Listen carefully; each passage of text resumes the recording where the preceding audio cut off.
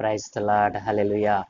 ప్రభునందు ప్రియ దేవుని పిల్లలారా, నేటి వాక్య ధ్యానం కొరకు మిమ్మల్ని ప్రేమతో ఆహ్వానిస్తూ ఉన్నాను. నేటి వాక్య ధ్యానముగా కొరింథీయులకు రాసిన మొదటి పత్రిక 11వ అధ్యాయము మొదటి వచనాన్ని ధ్యానం చేద్దాం. నేను క్రీస్తును పోలి నడుచుకొనుచున్న ప్రకారము మీరును నన్ను పోలి నడుచుకొనుడి. ఆమేన్. ప్రభునందు ప్రియ దేవుని పిల్లలారా, చదువుకునబడిన లేఖ నిమిత్తమే ప్రార్థన చేద్దాం. మమ్మల్ని మిక్కిలిగా ప్రేమించుచున్న మా ప్రియ తండ్రి, గొప్ప దేవా, నీకు వందనాలు నైనా. ఏ మంచి లేని మా జీవితంలో మరొక నూతన ఉదయాన్ని అనుగ్రహించారు. ప్రతి ఉదయమున ఒక శ్రేష్టమైన మీ దివ్యమైన వాక్యమును ధ్యానం చేయడానికి మాకు అవకాశమును దయచేసినందుకు వందనాలు తండ్రి. ఈ రోజున కూడా మీరు మాకు ఇచ్చిన ఈ లేఖన భాగాన్ని దీవించండి. ఈ లేఖన భాగంలో నుండి కొన్ని ఆత్మీయ మాటలు నేర్చుకోవడానికి కృప చూపమని యేసునామమున ప్రార్థించి వేడుకుంటూ ఉన్నాము తండ్రి. ఆమేన్. ప్రియ దేవుని పిల్లలారా, మనం చదువుకున్న లేఖన భాగాన్ని మనం ఆలోచన చేసినట్లయితే, ఒక భక్తుడు ఒక మనుష్యుడు ఏ రీతిగా ఆ మాట చెప్పగలుగుతున్నాడో మనం ఆలోచన చేయవచ్చు. నేను క్రీస్తును పోలి నడుచుకొనుచున్న ప్రకారము మీరు నన్ను పోలి నడుచుకొనడి అని చెప్పగలిగాడు అని అంటే, ఆ మనుష్యుడు, ఆ భక్తుడు ఎంతగా క్రీస్తును తన శరీరమందు ధరించి ఉన్నాడో మనం అర్థం చేసుకోవచ్చును.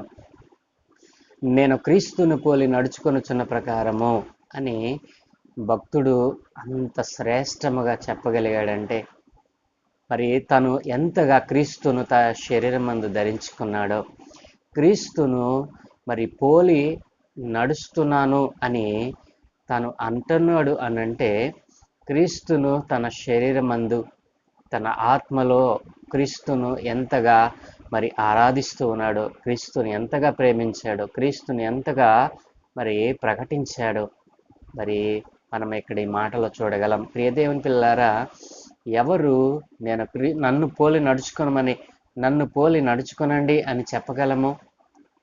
క్రీస్తును ధరించిన వారమే క్రీస్తు యొక్క శక్తిని, క్రీస్తు యొక్క ప్రభావాన్ని, క్రీస్తు యొక్క పరిపూర్ణమైనటువంటి ఆ మనస్సును పొందుకున్న వారు మాత్రమే దాన్ని చెప్పగలరు. కాబట్టి అపోస్తుడైన భక్తుడు పౌలు గారు చెప్పగలుగుతూ ఉన్నారు. ఏమన్నా తెలుసా? నేను క్రీస్తును పోలి నడుచుకొనుచున్న ప్రకారము మీరు నన్ను పోలి నడుచుకొనడి అని చెప్పగలుగుతా ఉన్నాడు. కాబట్టి ఒక విశ్వాసి, రక్షింపబడినటువంటి ఒక విశ్వాసి క్రీస్తును పోలి నడిచేటువంటి నడత ఎప్పుడు వస్తుంది? క్రీస్తు ప్రత్యక్షత మనకు కలిగినప్పుడు, క్రీస్తు ప్రత్యక్షత మనకు సంభవించినప్పుడు. ప్రియ దేవుని పిల్లలారా, దేవుని యొక్క ప్రత్యక్షత మనకు ఎప్పుడు కలుగుతూ ఉంది? పౌలు గారి వల్లే మనం కూడా సంఘాన్ని హింసించినప్పుడు, లేకపోతే ఎవరినైనా హత్య చేసినప్పుడు, ఎవరినైనా బాధ పెట్టినప్పుడు కలుగుతుందా అని అంటే అది ఎంత మాత్రమును కాదు. పౌలు గారి యొక్క ప్రత్యక్షత దేవుని యొక్క అనాది సంకల్పములో ఆ రీతిగా ప్రత్యక్షత సంభవిస్తే మన జీవితాల్లో దేవుని యొక్క ప్రత్యక్షత ఎలా సంభవిస్తుంది అని అంటే, మనము ప్రతి దినము కూడా ఈరోజు మనం ఏ రీతిగా అయితే దేవుని వాక్యాన్ని ధ్యానం చేస్తూ, చదువుతూ, ధ్యానం చేస్తూ ఆయన పాద సన్నిధిలో మనం కనిపెడతామో, మనకు కూడా దేవుని యొక్క ప్రత్యక్షత అనేటువంటిది దేవుడు తప్పనిసరిగా మనకు అనుగ్రహిస్తాడు. ఈ రోజున దేవుని ప్రత్యక్షత కొరకు కనిపెట్టకుండా దేవుని పాద సన్నిధిలో మనము విజ్ఞాపన ప్రార్థనలు ఎడతెగక ప్రార్థన జీవితం అనేటువంటిది లేకుండా ఈ రోజున దేవా నాకు కనిపించు, నాకు కనిపించు, నాకు కనిపించు అని అంటే దేవుడు ఎలా కనిపిస్తాడు? నీ హృదయంలోనేమో ఆయనకు చోటు లేదు. నీ హృదయం నుండేమో పాపకార్యములతో నింపేసుకుని నీ మనస్సులో నీ కోరికలతో నీ శరీరాన్ని, నీ దేహాన్ని మలినం చేసుకుంటూ ఆయనకు కేవలము ఒక్క క్షణము, ఒక్క నిమిషము సమయాన్ని కేటాయిస్తూ సర్వశక్తి కలిగినటువంటి దేవుని సన్నిధిని, దేవుని యొక్క మాటలను నీవు నిరర్ధకం చేస్తూ ఆయన ప్రత్యక్షత నీకు ఎలా కలుగుతుంది? కాబట్టి ప్రియ దేవుని పిల్లలారా, పౌలు గారి జీవితంలో ఒకే ఒక్కసారి దేవుని ప్రత్యక్షతను మరి చూశాడు. ఆ ప్రత్యక్షతను విడిచిపెట్టకుండా, ఆ ప్రత్యక్షతలో దేవుడు పలికిన ప్రతి మాటకు మరి లోబడి, మరి తన్ను తాను సమర్పించుకొని దేవుని యొక్క సువార్త అంత బలముగా చేయగలిగాడు. క్రీస్తును శరీరమందు ధరించిన వాడై ఆత్మలో పరిపూర్ణత పొంది ఆత్మశక్తితో బలం పొందిన వాడై ఆ మాట చెప్పగలుగుతూ ఉన్నాడు. ఏమిటో తెలుసా?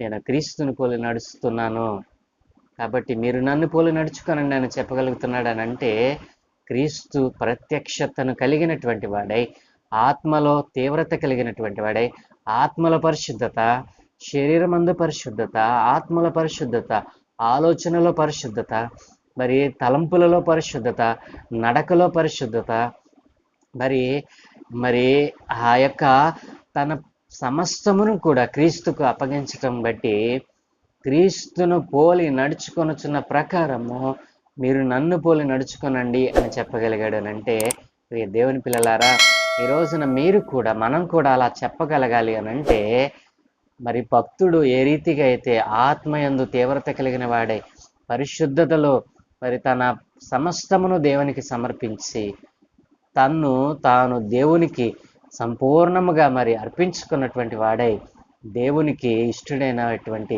భక్తుడిగా, దేవునికి ఇష్టమైన కుమారునిగా ఆయన ఉండగలిగాడు.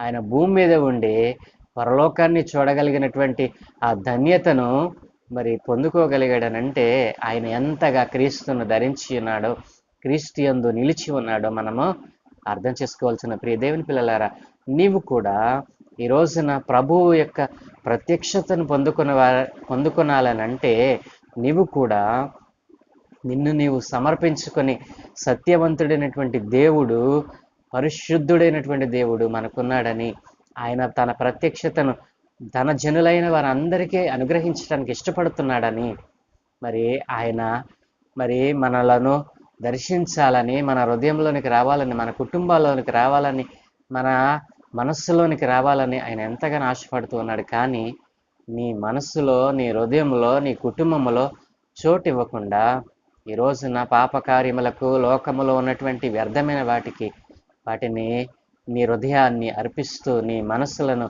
అర్పిస్తూ, మీ మనస్సులను వాటి వైపు త్రిప్పుకొని సర్వశక్తి కలిగిన దేవునిని ఆహ్వానించకుండా మీ జీవితాలను వ్యర్థపరుచుకుంటున్నారు. కాబట్టి ప్రియ దేవుని పిల్లలారా, నీవును కూడా ఆ మాట పలకాలి అనంటే, నేను క్రీస్తుని పోలి నడుచుకున్న ప్రకారము మీరును నన్ను పోలి నడుచుకునండి అని భక్తుడు చెప్పగలిగాడనంటే, ఆ యొక్క పరిశుద్ధమైన జీవితం నీకు కూడా కావాలంటే ఈ రోజు నుండే నీవు దేవుని సన్నిధిలో మరి మోకరించి నిన్ను నీవు సమర్పించుకుని దేవునికి నీ హృదయాన్ని అప్పగించినట్లయితే, నీ మనస్సు, నీ యొక్క శరీరము, దేహము సమస్తమును నాది కాదు దేవునిది అని నీవు అనుకుని ప్రతిరోజు దేవునికి ఒక ప్రత్యేకమైనటువంటి సమయాన్ని కేటాయించి ఆయన సన్నిధిలో నీవు కనిపెట్టినట్లయితే దేవుడు నిన్ను కూడా దర్శించి నీ జీవితంలో ఉన్న సమస్త కీడులన్నిటినీ తొలగించి దేవుడు తన ప్రత్యక్షతలోనికి నిన్ను కూడా నడిపిస్తాడు. కాబట్టి ప్రియ దేవుని పిల్లలారా, దేవుని ప్రత్యక్ష కొరత ఎదురు చూస్తూ దేవుని యొక్క ఆజ్ఞలను, దేవుని యొక్క మరి వాక్యమును, దేవుని యొక్క పరిశుద్ధమైనటువంటి ఆ జీవితాన్ని, పరిశుద్ధాత్మ యొక్క శక్తిని పొందుకోవాలని దేవుడు ఆశపడుతూ ఉన్నాడు. అలాంటి పరిశుద్ధమైన జీవితాన్ని పొందుకొని ప్రభు పాద సన్నిధిలో కనిపెడుతూ ఆయన ప్రత్యక్షత కొరకు, ఆయన దర్శనం కొరకు ఎదురు చూడాలని ఆశ నీలో ఉంటే ఈ రోజున నాతో కలిసి చిన్న ప్రార్థన చేయి. దేవుడు నీకు కూడా ప్రత్యక్షమై దేవుడు నీకు ఆయన ఉద్దేశించిన ఆయన చిత్తమును నీ పట్ల నెరవేర్చుకోవటానికి ఆయన ఇష్టపడుతూ ఉన్నాడు. ప్రార్థన చేద్దామా? ప్రియ దేవుని పిల్లలారా, దేవుని ప్రత్యక్షత కలిగినటువంటి భక్తుడు ఏ రీతిగా అయితే తనను తాను దేవునికి సమర్పించుకున్నాడో, క్రీస్తును శరీరమందు ధరించుకున్నాడో, ఆ రీతిగా మీరు కూడా క్రీస్తును శరీరమందు ధరించుకొని ఆత్మలో తీవ్రత కలిగిన వారై దేవుని పిల్లలుగా, దేవుని బిడ్డలుగా మరి ఈ లోకంలో మీరు జీవించినప్పుడు మిమ్మును బట్టి అనేక మంది క్రీస్తు పిల్లలుగా మారటానికి అవకాశం ఏర్పడుతూ ఉంది. చిన్న ప్రార్థన చేద్దాం. ఆ రీతిగా మన జీవితాలలో దేవుడు ఒక ప్రత్యేకమైనటువంటి మరి తీర్మానాన్ని మన జీవితాల్లో మరి కలిగించును గాక. ఆమేన్. ప్రార్థన. మమ్మల్ని మిక్కిలిగా ప్రేమించుచున్న ప్రియ తండ్రి, గొప్ప దేవ నీకు వందనాలనైనా. భక్తుడైన పౌలు గారు ఏ రీతిగా అయా మిమ్మల్ని తన శరీరమందు ధరించుకున్నాడో, అయా నీ ప్రత్యక్షత కలిగిన దినము నుండి తాను చనిపోయేంత వరకు కూడా నాయన ఆ ప్రత్యక్షతలో మీరు అప్పగించిన పనిని నమ్మకముగా జరిగించాడు నాయన. ఆ రీతిగా తండ్రి ఈ రోజున మీ ప్రత్యక్షతను పొందుకోలేకుండా పాపకార్యములు తమ జీవితాలను నింపుకొని తమ హృదయాలను చెరిపివేసుకుంటున్న వారితో మీరు మాట్లాడారు నాయన. అట్లాంటి వారి పాప జీవితముల నుండి విడిపింపబడి వారి హృదయంలో ఉన్న పాప కోరికలన్నిటిని తీసివేసి అయినా ఇదిగో పరిశుద్ధులుగా మారటానికి ఇష్టపడుతున్న ఈ బిడ్డలందరినీ దీవించండి. ఈ రోజున నీ మాటల ద్వారా అయా నీ కొరకు వారు జీవించేటువంటి ఒక తీర్మానము ద్వారా నైనా నీ పరిశుద్ధతలోనికి రావాలని ఆశపడుతూ ఉన్నారు. అట్లాంటి వారందరినీ మీరు దీవించమని, ఘనత మహిమ ప్రభావాలు మీరే పొందుకోమని యేసు నామమున ప్రార్థించి వేడుకుంటూ ఉన్నాను తండ్రి. ఆమేన్, ఆమేన్, ఆమేన్.